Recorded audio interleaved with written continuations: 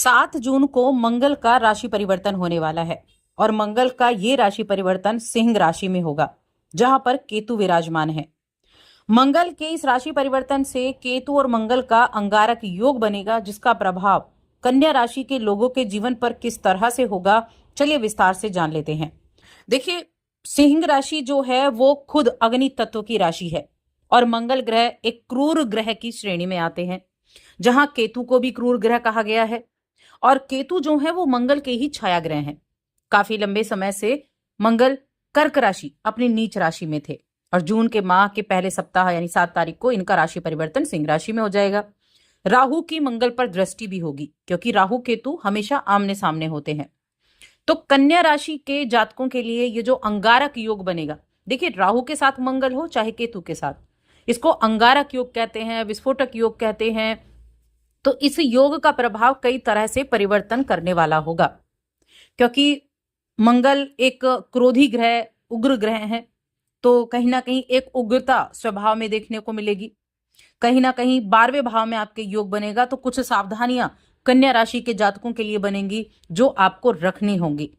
कुछ उपाय भी मैं बताऊंगी, क्या पॉजिटिव है क्या नेगेटिव है इसके बारे में हम विस्तार से जानेंगे।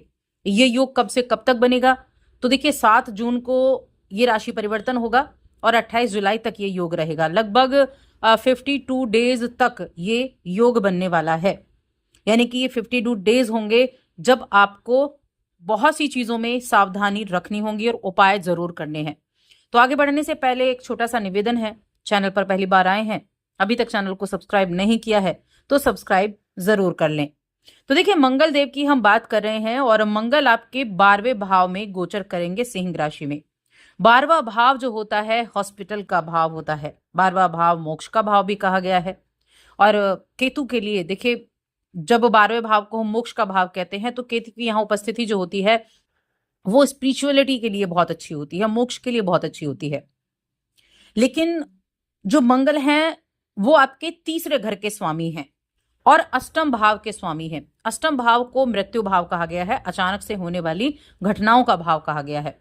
एक तरह से तीसरे और 8वें घर का स्वामी कहा गया है 12वें घर में और अंगारक योग बना रहा है। 6ठे भाव में राहु बैठे हैं, राहु को मंगल देख भी रहे हैं।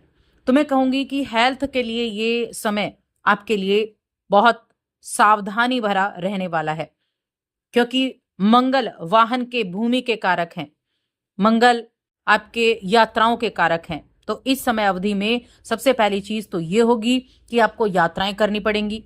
ये यात्राएं बिना वजह के भी हो सकती हैं, बिना वजह के यानी कि जो आपको कोई लाभ ना दे। साथ में इस समय अवधि में अपनी हेल्थ का आपको ध्यान रखना है और वाहन चलाते समय आपको ध्यान रखना है। कोई भी अगर इशू होता है तो उसको नजरअंदाज ना करें क्योंकि 12वां भाव हॉस्पिटल का भाव कहा गया है और 6ठा भाव रोग रिपू ऋण का भाव कहा गया है। 6ठे भाव पर मंगल की दृष्टि और राहु की वहां से मंगल पर दृष्टि, तो ये जो संबंध बना है ना, ये स्वभाव में भी उग्रता लेकर आएगा, यात्राएं भी कराएगा और विदेश जाने के मौके भी दिलाएगा। तीसरे घर का स्वामी, तीसरा घर क्या होता है, तीसरा घर होता है हमारी छोटी यात्राओं का, हमारे कम्युनिकेशन का। तो ये समय विदेश जाने के लिए भी अच्छा है। विदेश जाना चाहते हैं तो आपके लिए यात्राएं तो देखिए इस समय अवधि में आपके लिए जरूर होने वाली हैं। ये 52 डेज आपके लिए यात्राओं का योग तो बना ही रहे हैं। इसके अलावा जो 12वां भाव होता है वो खर्चे का यानी कि व्यय का भाव भी 12वां भाव माना जाता है। तो ये जो समय होगा ना, ये आपके कुछ खर्चे भी करा सकता है, जैसे कि यात्राओं में आपका खर्चा करा देना या हेल्थ इशू है तो उसके लिए आपका खर्चा करा देना। तो आपको जहां भी आप काम कर रहे हैं वहां भी आपका स्थान परिवर्तन हो सकता है, आपको अपना वो स्थान बदलना पड़ सकता है या लंबी यात्राएं आपके लिए हो सकती हैं। तो देखिए, आपको थोड़ा सावधानी जैसे कि मैंने कहा वो आपको रखनी होंगी। और शनि की अगर मैं बात करूं तो शनि की जो स्थिति है वो आपके लिए कुछ ना कुछ चीजें आपके लिए ठीक करेंगी। साझेदारी में अगर आप काम कर रहे हैं तो साझेदारी में आपको गंभीर होने की आवश्यकता है, अपने पार्टनर के साथ अच्छे से समझौता बनाकर यानी कि एक दूसरे के साथ पारदर्शिता बनाकर काम करने की आवश्यकता है। यानी कि एक दूसरे पर, अपने पार्टनर पर आपको नजरें जो है वो बनाकर रखनी होंगी और हर एक चीज को, हर एक पहलू को ध्यान रखना होगा।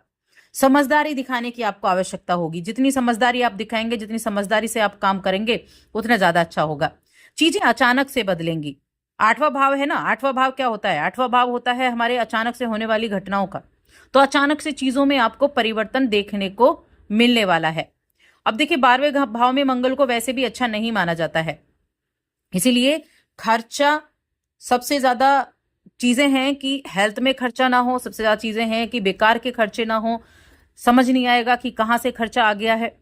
आपके छोटे भाई बहन हैं, उनके लिए आप कुछ काम करते जरूर दिखाई देंगे। भाई बहनों के साथ भाई बहनों की सेहत का भी ध्यान रखना होगा आपको। और अष्टम भाव देखिए, ससुराल का भी भाव होता है अष्टम भाव। और यहाँ ससुराल वालों के साथ अपने संबंधों को अच्छा बनाकर चलें। आप विवाहित हैं तो वहां से भी आपको उनके साथ बॉन्डिंग जो है वो अच्छे से बनाकर चलनी होगी। अब देखिए मंगल की वहां से अगर हम दृष्टि देखें तो मंगल एक तो आपके तीसरे भाव को देख रहे हैं, अपने ही भाव को मंगल वहां बैठकर देखेंगे। तो कम्युनिकेशन से जुड़े हुए जो भी कार्य हैं या फिर किसी तरह के कमीशन से जुड़े हुए कार्य हैं, उनमें आपको थोड़ी सी राहत देखने को जरूर मिल सकती है। उसके बाद छठे भाव को मंगल देखेंगे और छठे भाव के बाद अष्टम भाव को भी मंगल देखेंगे। तो इसीलिए ये समय यात्राओं के लिए, दूर की लंबी यात्राओं के लिए भी ये समय अच्छा है। यानी कि विदेश अगर आप जाते हैं, विदेश की यात्रा आप करते हैं तो वो आपके लिए अच्छा है।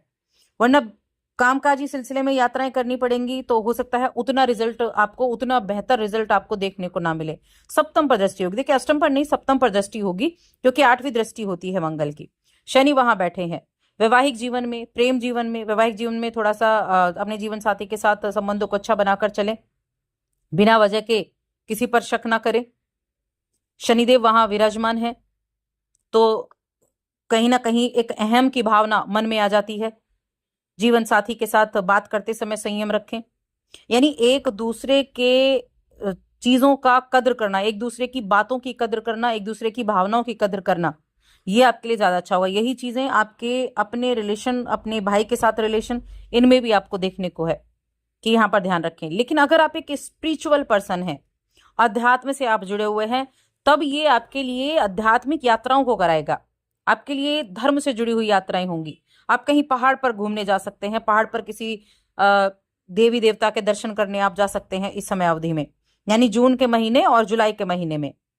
और ये यात्रा आपके लिए सुखद रहेगी, ये यात्रा आपके लिए अच्छी रहने वाली है।